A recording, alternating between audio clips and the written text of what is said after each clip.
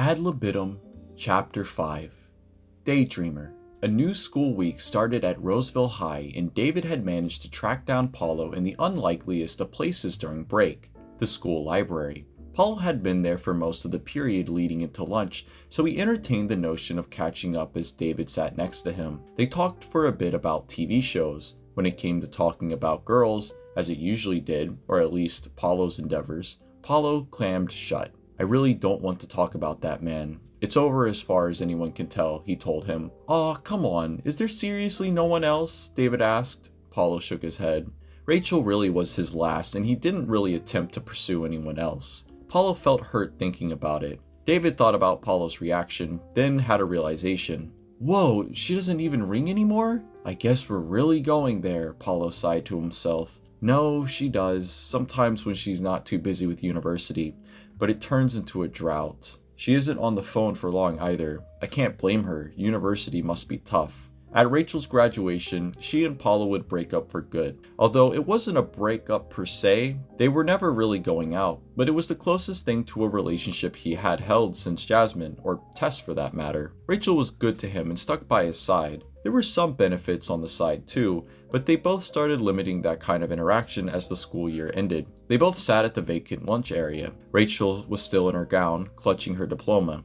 His heart sank in his chest. It really hurt. He remembered when Tess graduated as well. That hurt too back then. He knew he'd need to let go, but it was harder every time. A niggling feeling in the back of his mind didn't want to say goodbye here either. He held back tears the best he could, but the smallest prod to his heart would release it all. They had embraced. Rachel was the first one to let go. "Well, we all knew it would come to this eventually," Rachel said solemnly. She struggled to hold back tears herself. She didn't want to leave, but opportunity called elsewhere. Paulo wouldn't keep her from that. "You know I'm going to miss you a lot," she told him. He met her concern sincerely with a smile. "Yeah, same here."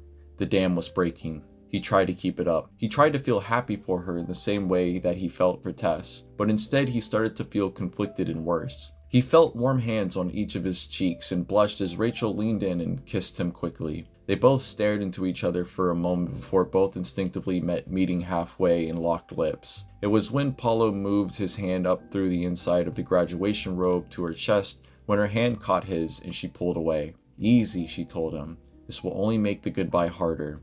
She waited a second. "That, and I still have a party to go to this evening, and I don't want things to get messy," she winked. They both couldn't help but laugh. She let go of his hand and hugged him again, her head falling onto his chest tough. "The worst part about saying goodbye is I won't be around to see you grow up." She gave a bit of a laugh. "To think, years ago I never thought I would find a way to sympathize with Tessa, but I'm going to miss you." He made up his mind in that instant. He no longer felt conflicted. He wanted to tell her something. It was important. He opened his mouth to speak, but nothing came out. He had to get this off his chest. But then his thoughts went elsewhere and opposing feelings betrayed him. He held on to her. This was fine as it was, he thought. He walked her to Jessica's car. They embraced the final time before Madison became sick of him. Rachel didn't stop waving until he was out of sight. The same was true for Paulo. In that moment, Jessica, Matt, Madison, and Rachel all moved on. Paulo had cried himself to sleep that night. Paulo caught himself staring into nothingness before realizing David had walked off in the meantime. He looked around from where he sat.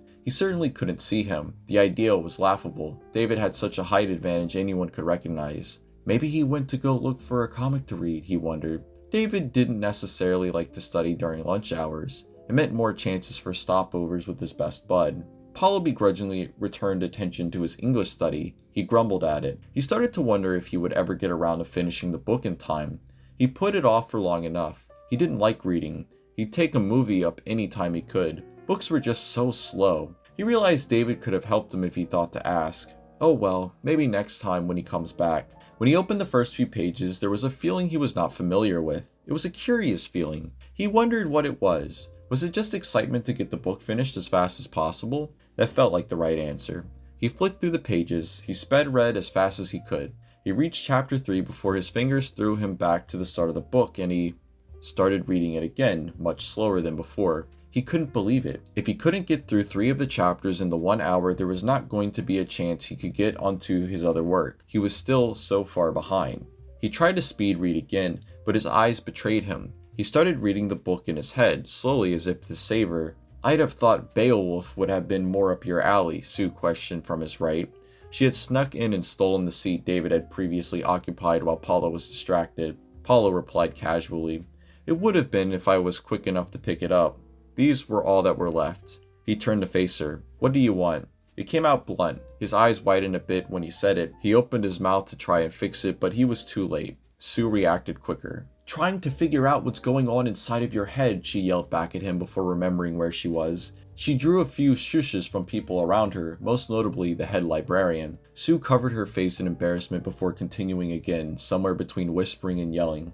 "You told me you weren't dating people. Did you lie to me the other day?" Paulo's mouth was agape. What was going on? "I didn't lie. I'm not dating anyone." He matched her output, but at a lower volume level. He looked out towards the librarian. He was sure she wouldn't.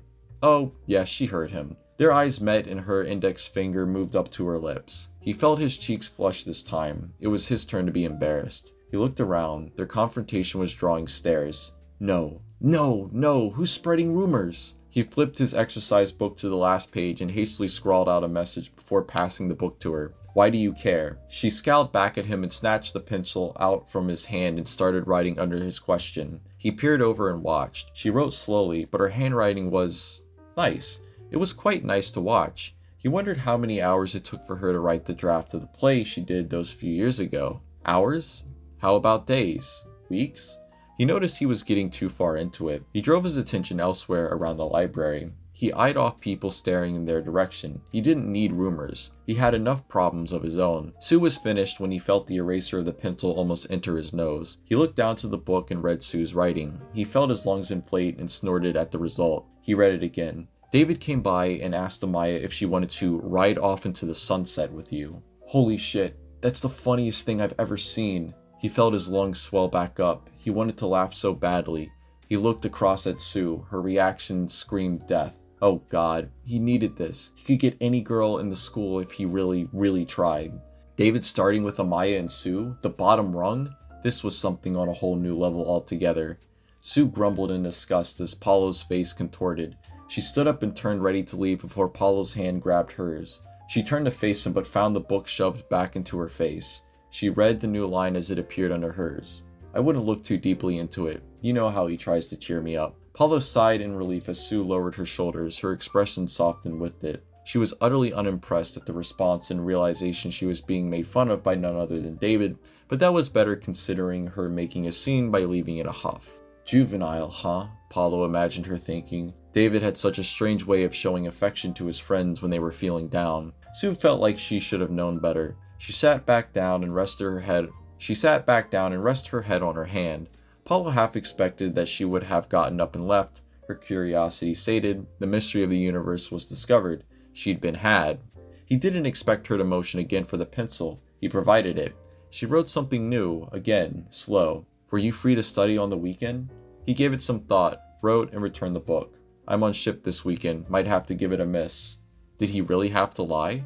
Another time then. Sorry for earlier. When Paulo's eyes went up to hers, she smiled to him for a brief second and handed back the pen. As she got up to leave, she felt Paulo's hand on her left arm keeping her from leaving. He pushed the book back into her face, grinning as he did so. Make David Romeo in your next play. Sue rolled her eyes and pulled away. The moment had long passed. He released his grip and watched her as she made her way to the front. But he swore as she made her way through, she glared at each person who had stared in her direction until she was completely out of sight. Finally, he thought to himself, alone.